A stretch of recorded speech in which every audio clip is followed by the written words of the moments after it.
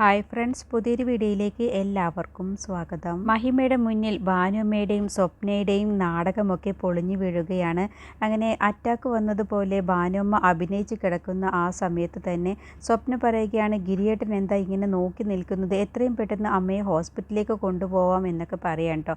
അപ്പോഴത്തേക്കും മഹിമയ്ക്ക് ഒരു ബുദ്ധി തോന്നുകയാണ്. അങ്ങനെ മഹിമ പറയുകയാണ്, ഇതിപ്പോൾ ഷോക്ക് കൊണ്ടുണ്ടായിട്ടുള്ള അറ്റാക്കാണ്, അതുകൊണ്ട് ഒരു ഷോക്ക് അടിപ്പിച്ചാൽ തന്നെ ഈ അറ്റാക്ക് മാറിക്കോളും, എന്നിട്ടും ഭേദമായില്ലെങ്കിൽ മാത്രം പോരെ ഭാനുമ്മയെ ഡോക്ടറുടെ അടുത്തേക്ക് കൊണ്ടുപോവല്, അതുകൊണ്ട് ഷോക്ക് കൊടുക്കാൻ പറ്റുന്ന വയറ് കിട്ടുമോ എന്ന് ചോദിക്കാൻ കേട്ടോ. അങ്ങനെ ഗിരി പറയുകയാണ്, ഇന്ന സൈഡിലുണ്ട് എന്ന് പറയണം. അങ്ങനെ മുകുന്ദൻ പെട്ടെന്ന് പോയിട്ട് വയറ് കൊണ്ടുവരികയാണ്. അങ്ങനെ അത് കറണ്ടിൽ അങ്ങ് കുത്തി വെക്കുകയാണ് കേട്ടോ. എന്നിട്ട് സ്വിച്ച് ഇടുകയാണ്. എന്നിട്ട് നേരെ ഭാനുമ്മയുടെ അടുത്തേക്ക് വരാൻ നിൽക്കുകയാണ് കേട്ടോ മഹിമ.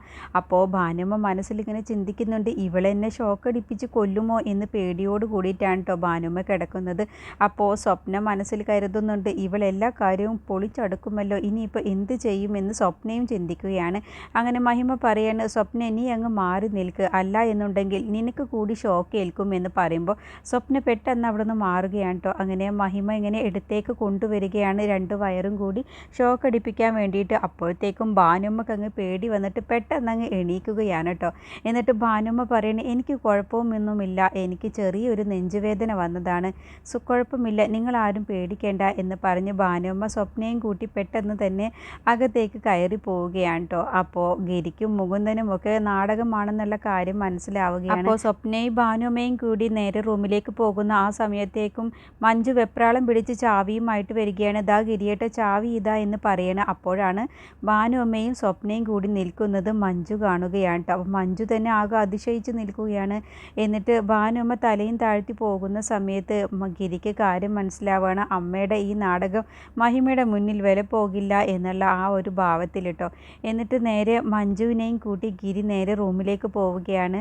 മുകുന്ദനും മഹിമയും കൂടി പറയുകയാണ്, ഇനിയിപ്പോൾ എന്താ ഇവിടെ നിന്നിട്ട്, നിങ്ങൾ പോയിക്കോളൂ എന്നും പറഞ്ഞ് അവരാണ് കേട്ടോ പറഞ്ഞയക്കുന്നത്. എന്നിട്ട് റൂമിലെത്തിയ ശേഷം മഞ്ജുവും ഗിരിയും കൂടി ആദ്യ രാത്രി ആഘോഷിക്കാനുള്ള കാര്യങ്ങളൊക്കെ ചെയ്യുകയാണ് കേട്ടോ. അങ്ങനെ മഞ്ജു ചോദിക്കുന്നുണ്ട് ഗിരിയോട്, നമ്മൾ ഒന്നാകുന്നതിൽ അമ്മയ്ക്ക് എന്തെങ്കിലും ബുദ്ധിമുട്ടുണ്ടോ എന്ന് ചോദിക്കുമ്പോൾ, അതെന്താ മഞ്ജു നീ അങ്ങനെ പറയുന്നത്, അമ്മയ്ക്ക് ഒരു ബുദ്ധിമുട്ടുമില്ല, കാരണം അതുകൊണ്ടല്ലേ അമ്മ വഴിപാട് കഴിച്ചതും പ്രദക്ഷിണം വെച്ചതും എല്ലാം തന്നെ നമ്മൾ ഒന്നാവാൻ വേണ്ടി സന്തോഷത്തോടു കൂടി ജീവിക്കാൻ വേണ്ടിയിട്ടല്ലേ എന്ന് പറഞ്ഞ് മഞ്ജുവിൻ്റെ മനസ്സിലേക്ക് ഗിരി അങ്ങ് ഭാനുമ്മയെക്കുറിച്ച് നല്ല കാര്യങ്ങളൊക്കെയാണ് തോന്നിപ്പിക്കുകയാണ്. ഇതൊക്കെ പറഞ്ഞ് എന്തിനാ നമ്മുടെ വെറുതെ സമയം കളയുന്നത്, നീ ആ പാലങ്ങ് എടുക്ക്, ആദ്യത്തെ ചടങ്ങ് തന്നെ നടക്കട്ടെ എന്ന് പറഞ്ഞ് പാല് രണ്ടുപേരും കൂടി പങ്കിട്ട് കൊടുക്കുകയാണ് കേട്ടോ.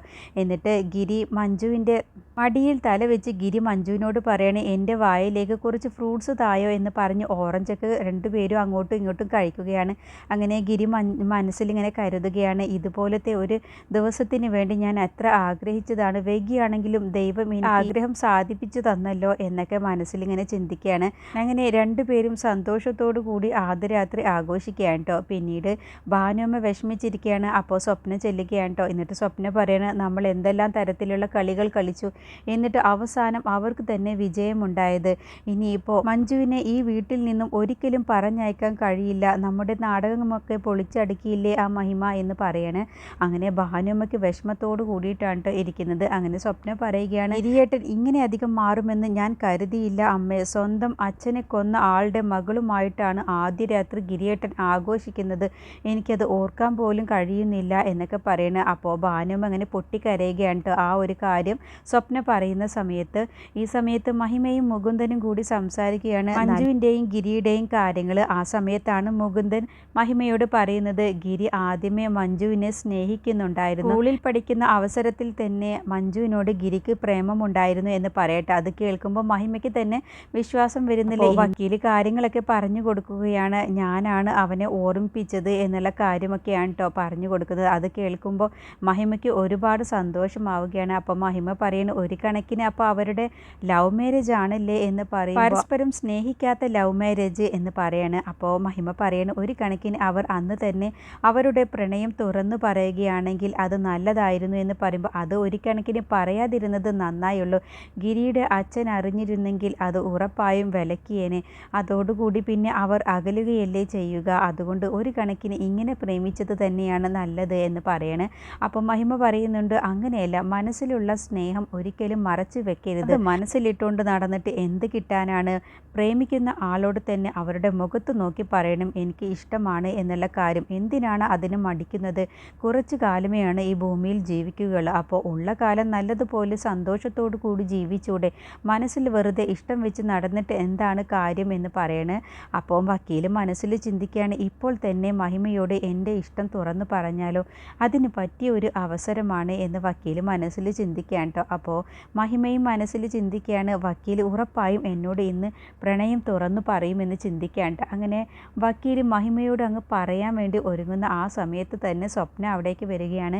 എന്നിട്ട് സ്വപ്ന പറയുകയാണ്, നിങ്ങൾ രണ്ടുപേരും ഇവിടെ നിന്ന് ശൃംഗരിക്കുകയാണോ? ഇപ്പോൾ സമയം എത്രമായി? ഞങ്ങളുടെ കുടുംബത്തിന് ചീത്തപ്പേരുണ്ടാക്കാതെ ഉറങ്ങാൻ നോക്ക് എന്ന് പറയണേ. നീയല്ലേ ഇവിടെയുള്ളത്, പിന്നെ ഇനി ഇതിൽ കൂടുതൽ എന്ത് ചീത്തപ്പേര് വരാനാണെന്ന് വക്കീൽ ആ സമയത്ത് പറയുകയാണ്. അപ്പോൾ സ്വപ്നയ്ക്ക് അങ്ങ് ദേഷ്യം വരികയാണ് കേട്ടോ. എന്നിട്ട് മഹിമയും വക്കീലും കൂടി ചിരിക്കുകയാണെന്ന്, കളിയാക്കി ചിരിക്കുകയാണെന്ന് മനസ്സിലാക്കുമ്പോൾ ഞങ്ങൾ ഇവിടെ ശൃംഗരിക്കുകയൊന്നുമല്ല, നിനക്കും വേണമെങ്കിൽ ഞങ്ങളെ കൂടെ കൂടാമെന്ന് പറയണം. അപ്പോൾ നിങ്ങളുടെ കൂടെ കൂടാൻ പറ്റിയ ഒരു സാധനങ്ങൾ എന്നും പറഞ്ഞ് സ്വപ്ന പെട്ടെന്ന് അവിടെ നിന്ന് പോവുകയാണ് കേട്ടോ. അങ്ങനെ മഹിമയും അവിടെ നിന്ന് പോവുകയാണ്. അങ്ങനെ വക്കീൽ ഉറങ്ങാൻ കിടക്കുകയാണ്. പിന്നീട് മഹിമ ഇങ്ങനെ പറയുകയാണ്, സ്വയം മനസ്സിൽ പറയുകയാണ്, ആ പിശാച് അവിടെ വന്നില്ലായിരുന്നെങ്കിൽ ഇപ്പോൾ തന്നെ വക്കീൽ എന്നോടുള്ള പ്രണയം തുറന്ന് പറയുമായിരുന്നു. ആ അവസരത്തിൽ തന്നെ ആ പിശാച് കയറി വന്നു, അവൾക്ക് ഒരു കാലത്തും നല്ലത് ഉണ്ടാവില്ല എന്നൊക്കെ പറഞ്ഞ് അപ്പം തന്നെ നിന്ന് മഹിമ പ്രാകുകയാണ് സ്വപ്നയെ. പിറ്റേ ദിവസം രാവിലെ ആകുന്ന സമയത്ത് മഞ്ജു കുളിയൊക്കെ കഴിഞ്ഞ് വരികയാണ്. അപ്പോൾ ഗിരി നല്ല ഉറക്കത്തിലായിരിക്കും കേട്ടോ. അപ്പോൾ ഗിരിയുടെ മുഖത്ത് നോക്കിയിട്ട് മഞ്ജു പറയുകയാണ്, ഈ നാടിനെ വിറപ്പിക്കുന്ന ഗുണ്ടയാണത്രേ, എന്നിട്ടിപ്പോൾ കിടക്കുന്ന കിടപ്പ് കണ്ടില്ലേ, ഉറങ്ങുന്ന സമയത്ത് എന്തൊരു പാവമാണ് എന്ന് പറഞ്ഞതോടുകൂടി ഗിരി പറയുകയാണ്, ആര് പറഞ്ഞു ഞാൻ പാവമാണെന്ന് എന്നും പറഞ്ഞ് മഞ്ജുവിൻ്റെ കൈ പിടിച്ച് അവിടെ ഇരുത്തുകയാണ് കേട്ടോ. എന്നിട്ട് മഞ്ജുവിനോട് ചോദിക്കുകയാണ്, അല്ല നിനക്ക് കുറച്ച് ലോങ് ലീവ് കിട്ടുമോ, നമുക്കൊന്ന് ഹണിമൂണിന് പോകണ്ടേ എന്ന് പറയുമ്പോൾ, എനിക്ക് ലോങ് ലീവ് ഒന്നും കിട്ടില്ല, കൂടിപ്പോയ 2 ദിവസമാണ് എനിക്ക് കിട്ടുക, അതുകൊണ്ട് നമുക്ക് ഹണിമൂണിനൊന്നും പോവണ്ട, ഇങ്ങനെയൊക്കെ ജീവിച്ചു പോയാൽ മതി എന്ന് പറയണേ. അങ്ങനെ വീണ്ടും മഞ്ജുവിൻ്റെ കൈ പിടിച്ച് തിരിച്ച് അവിടെ തന്നെ ഇരുത്താൻ വേണ്ടി നോക്കുകയാണ് കേട്ടോ. അപ്പോഴത്തേക്കും മഞ്ജു എനിക്ക് ഡ്യൂട്ടിക്ക് പോകണം എന്നും പറഞ്ഞ് പെട്ടെന്ന് തന്നെ മഞ്ജു അവിടെ നിന്ന് പോവുകയാണ്. അപ്പോൾ ഗിരി മനസ്സിൽ പറയുകയാണ്, ഹണിമൂണിന് പോവാൻ ഇഷ്ടമില്ലാത്ത ഒരു ഭാര്യ എന്നും പറഞ്ഞ് ഗിരിയും അവിടെ നിന്ന് എണീക്കുകയാണ് കേട്ടോ. പിന്നീട് എല്ലാവരും കൂടി ഭക്ഷണം കഴിക്കാൻ വേണ്ടി നിൽക്കുകയാണ്. അപ്പോൾ വക്കീലിന് ഭക്ഷണം വിളമ്പി കൊടുക്കുന്നതൊക്കെ മഹിമയായിരിക്കും കേട്ടോ. അപ്പോഴത്തേക്കും സ്വപ്ന അവിടേക്ക് വരികയാണ്. അപ്പോൾ സ്വപ്നയ്ക്ക് അതൊന്നും തന്നെ ഒട്ടും തന്നെ ഇഷ്ടപ്പെടുന്നില്ല. അങ്ങനെ ഭാനുമ്മയും വരികയാണ് കേട്ടോ. അങ്ങനെ അപ്പോഴത്തേക്കും ഗിരിയും മഞ്ജുവും കൂടി സംസാരിച്ച് സന്തോഷത്തോടു കൂടി താഴേക്ക് ഇറങ്ങി വരികയാണ്. അപ്പോൾ സ്വപ്നയ്ക്കും ഭാനുമ്മയ്ക്കും ഒന്നും തന്നെ അത് ഇഷ്ടപ്പെടുന്നൊന്നുമില്ല. പക്ഷേ ഭാനുമ്മയെ നിൽക്കുന്നത് കാണുമ്പോൾ ഗിരി പറയുകയാണ്, അമ്മ എന്താ ഇങ്ങനെ നിൽക്കുന്നത്, അമ്മ അവിടെ ഇരിക്ക്, നമുക്ക് ഭക്ഷണം കഴിക്കാം എന്ന് പറയാണ്. അപ്പോൾ ഗിരി മഞ്ജുവിനോട് ചോദിക്കുകയാണ്, നിങ്ങൾ കഴിക്കുന്നില്ലേ എന്ന് ചോദിക്കുമ്പോൾ, ഞാനും ചേച്ചിയും പിന്നെ കഴിച്ചോളാം എന്ന് മഹിമ പറയുകയാണ് കേട്ടോ. അങ്ങനെ ഗിരിക്കൊക്കെ വിളമ്പി കൊടുക്കുകയാണ് മഞ്ജു. അപ്പോൾ ഇത് മതിയോ എന്ന് ചോദിക്കുമ്പോൾ വീണ്ടും വേണം എന്ന് പറയുന്ന സമയത്തൊക്കെ സ്വപ്നയ്ക്ക് അതൊന്നും ഇഷ്ടപ്പെടാഞ്ഞിട്ട് സ്വപ്ന പറയുകയാണ്, ഈ സമയത്ത് നിങ്ങളുടെ ശൃംഗാരം കാണിക്കാതെ ആ കറി എങ്ങെടുത്ത് ഒഴിക്കുക എന്ന് പറയാണ്. അപ്പോൾ ഗിരിക്ക് അത് ഇഷ്ടമാവുന്നില്ല കേട്ടോ. അപ്പോൾ ഗിരി പറയുകയാണ്, നിനക്ക് കൈയുണ്ടല്ലോ, സ്വയം എടുത്ത് അങ്ങ് ഒഴിച്ചുകൂടെ എന്ന് ചോദിക്കുകയാണ്. അപ്പോൾ വക്കീൽ പറയാണ്, ഹോട്ടലിൽ പോയി ഇങ്ങനെയൊക്കെ സംസാരിച്ചാൽ അവിടുത്തെ ആളുകൾ പോലും പറയും എണീറ്റ് പോ, ഇവിടെ ഭക്ഷണമില്ല എന്നുള്ളത്, അല്ല ഭാനുഅമ്മേ എന്ന് ചോദിക്കുകയാണ് കേട്ടോ. ഭാനുമ്മയ്ക്ക് പെട്ടെന്ന് അങ്ങ് ഉത്തരം മുട്ടി പോവുകയാണ്. അങ്ങനെ ഭാനുഅമ്മ പുഞ്ചിരിച്ചുകൊണ്ട് സ്വപ്നയുടെ മുഖത്തേക്ക് ഒന്നും പറയാതെ നിൽക്കുന്ന സമയത്ത് ഭാനുഅമ്മ പിന്നെ അവസാനം, അത് ശരിയാണ് സ്വപ്നെ, ഇവർ പറയുന്നതിലും കാര്യമുണ്ട്, നിനക്കെന്താ കൈയില്ലേ, എടുത്ത് അങ്ങ് ഒഴിച്ചുകൂടെ എന്നൊക്കെ ഭാനുഅമ്മയും ചോദിക്കുകയാണ് കേട്ടോ. അടുത്ത എപ്പിസോഡിൽ സഞ്ജയ് മനസ്സിൽ ചിന്തിക്കുകയാണ്, ഗിരിയെ ഒരു പാഠം പഠിപ്പിക്കണം, അവനെ നാട്ടുകാരുടെ മുന്നിൽ നാണം കെടുത്തണം, എന്നെയും എൻ്റെ കുടുംബത്തിനെയും ഒരുപാട് നാട്ടുകാരുടെ മുന്നിൽ ഗിരി നാണം കെടുത്തിയിട്ടുണ്ട്, ഇനി അവനെ വെറുതെ വിട്ടാൽ ശരിയാവില്ല, അതുകൊണ്ട് അവനിട്ട് പണിയാൻ അവൻ്റെ അനിയത്തിയെ തന്നെ ഉപയോഗിക്കണം, എൻ്റെ അനിയത്തിയെ കരയിപ്പിച്ചത് എനിക്കത്ര സഹിച്ചിട്ടില്ല, എൻ്റെ അനിയത്തിയെ കരയിപ്പിച്ചതിനുള്ള ശിക്ഷ അവനും തിരിച്ചു കിട്ടണം, അവൻ്റെ അനിയത്തി കരഞ്ഞ് ഇല്ലാതാകുന്നത് ഞാൻ കാണിച്ചു തരാം എന്നൊക്കെ മനസ്സിൽ സഞ്ജയ് തീരുമാനിക്കുകയാണ് കേട്ടോ. അങ്ങനെ സ്വപ്നയ്ക്ക് വിളിക്കുകയാണ്. എന്നിട്ട് സ്വപ്നയോട് പറയണേ, എനിക്ക് അത്യാവശ്യമായി നിന്നെ നിന്നെ കാണണം, നീ ഇന്ന സ്ഥലത്തേക്ക് വരണം എന്ന് പറഞ്ഞിട്ടാണ് കേട്ടോ സഞ്ജയ് വിളിക്കുന്നത്.